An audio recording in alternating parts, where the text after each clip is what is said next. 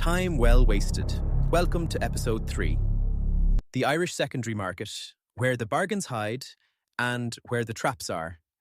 Hello, and welcome back to Time Well Wasted, the show where two lads talk watches, talk nonsense, and occasionally say something useful.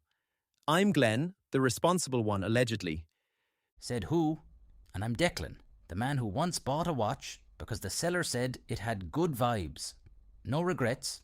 Massive regrets. Not a single one. What's the plan for today, Glen? It looks like someone hasn't read the script. The script?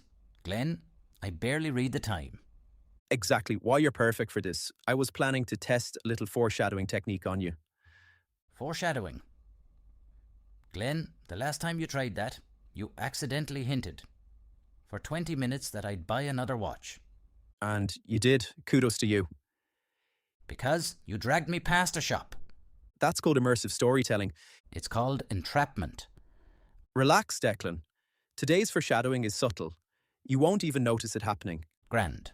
Because the only thing I'm planning to acquire today is a coffee. Interesting choice of verb, acquire. Jesus.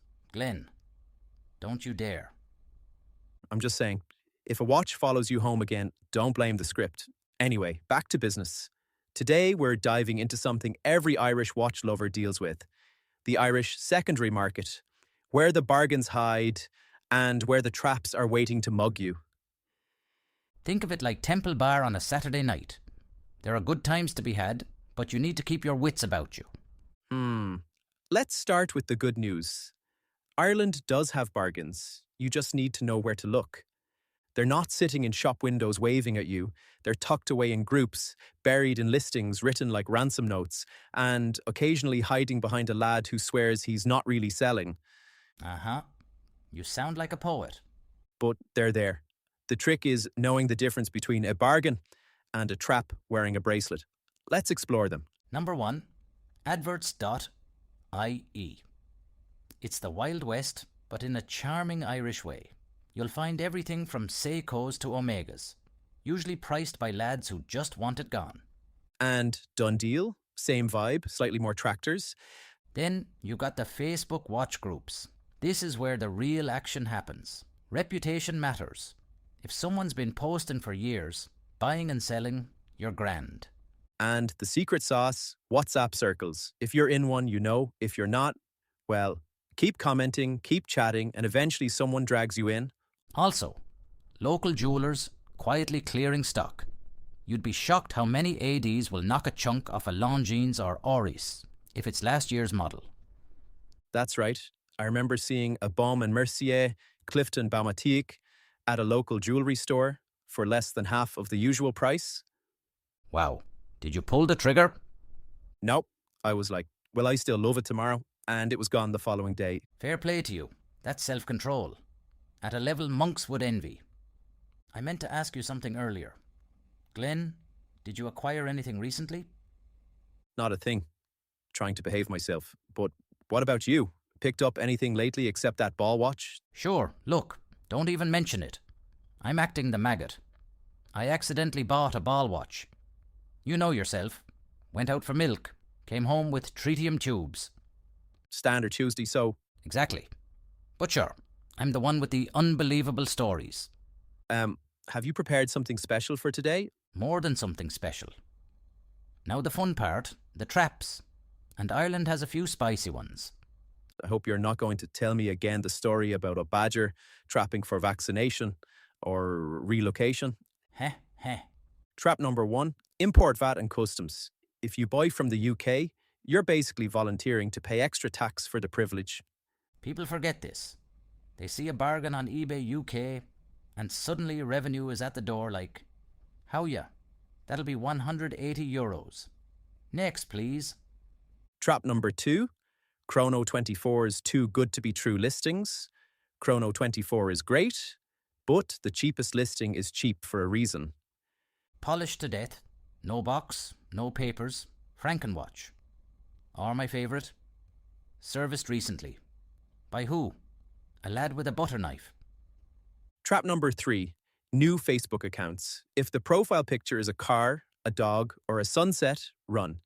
Trap number 4, No service history, especially for Omega coaxials, Zenith El Primeros, and anything claiming water resistance. That's actually a good one. It has never occurred to me. So, the last one.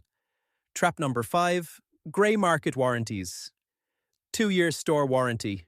Yeah, until the store disappears. I think we gave lots of examples. Right, Glen. We did well. Now, it's time for your homework. I can't wait. Right, my homework. I made a promise, on your behalf, to our audience last week. So, explain a watch complication. You're allowed to say the word 3 times. No more. Fine. Okay. So, I would say that a complication is basically an extra job the watch does, like a date that flips at midnight or a stopwatch that starts and stops. Inside, it's just extra gears and levers working together. More moving parts, more clever engineering, and yes, more to service if it goes sideways. Not bad. And you only use the word twice. That's growth. Speaking of sideways, I once bought a mint condition diver from a lad on adverts. Oh, here we go again. It arrived looking like it had been dragged behind a bus, bezel was chewed, bracelet rattled like cutlery. It was awful. And what did we learn? Ask for better photos? Nah. We learned. Meet in person. Sure. Where's the adventure in that? Where's the thrill? The adventure is not getting robbed. Hey. Right. What's next up? Let me check my notes. Here's your Irish secondary market survival guide. I guess we should list them one by one. 1. Buy local first. 2. Vet the seller. 3. Service history or no deal. 4. Add VAT and customs for anything coming from abroad. 5. Chrono 24 is great, but don't make the mistake I did. Don't marry the cheapest listing. So that's it. The Irish secondary market. Bargains exist, traps exist, and if you're smart, patient, and not Glen, you'll be grand. I'd say rude. I'd say accurate. If you found a bargain, or been burned, drop it in the comments. We're building a community here, and your story might save someone a few £100. Don't be like my sister. Don't overspend on purpose. I hope she's not listening now. I bet she is. Okay. Now it's a good time to share some of our hard-to-believe stories. Dec, you go first. Sure. Glen bought this battered yoke, an old diver, for €400 off a lad in Galway. 2 days later, when I was at his gaff, a collector from Switzerland rang him, before Glen even listed it, offering €8,000. Glen still says the only explanation is that the watch was never meant to be in Ireland in the first place. Pfft, ha. I recall that one very well. It was an impossible flip. Well, it's my turn now. Let me think. That's a good one to share. Last year, Declan bought a fancy minute repeater watch that beeped randomly. He thought it was broken, but the beeps always happened 5 minutes before something unusual. Rain, a phone call, a guard at checkpoint.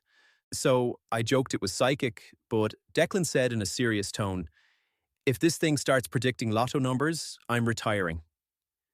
I know that people will say that my stories are exaggerated, but in the Irish secondary market, the unbelievable isn't rare. It's just rarely talked about. Exaggerated, please? In the Irish secondary market, if a story doesn't sound like pure fiction, that's when you know someone's lying. Huh. This is getting awkward. Tell me, my Nostradamus friend, how do you see the market changing in the near future? Honest answer? I think we're heading into the cop-on era. Lads finally realising a scratch-to-bits Seiko isn't worth the price of a weekend in Galway. About time. Prices will soften on the hype stuff, the sensible pieces will hold, and the real bargains will still be hidden in listings with photos taken on a Nokia from 2007. So, no dramatic crash? No. Just a slow, awkward shuffle back to reality.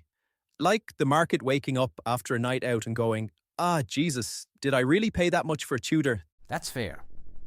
And what about the sellers? They'll adapt. They always do.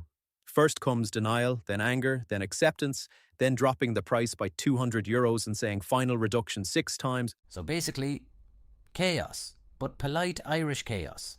Exactly, the kind where everyone pretends they're not desperate. Yeah. But just for the record, nobody should rely on Glen's predictions. This is the same man who once placed a bet on a draw in a volleyball match. It was statistically possible. It was physically impossible. Look, the market's unpredictable. And Not as unpredictable as your betting slip. anyway, as I was saying, the market will stabilise. And if it doesn't, we'll just blame your volleyball logic. Right, enough slander. Coffee. Go on. Grand. And while we're at it, will you relinquish that water bottle? Because from here it looks like you're smuggling a pint. It's water. Sure it is. And my volleyball bet was strategic. You're deflecting. I'm hydrating. You're the one hiding Guinness in a gin bottle. It's literally transparent. So, is your story? Anyway, I guess it's time to wrap up. But before we do, make sure you're following Horology Guide for more fantastic stories about watches, madness, and whatever chaos we stumble into next. Don't miss another episode of Glen and Dec, Time Well Wasted. We're on YouTube, Spotify, and honestly, any other platform where we might suddenly appear. Ah, brilliant.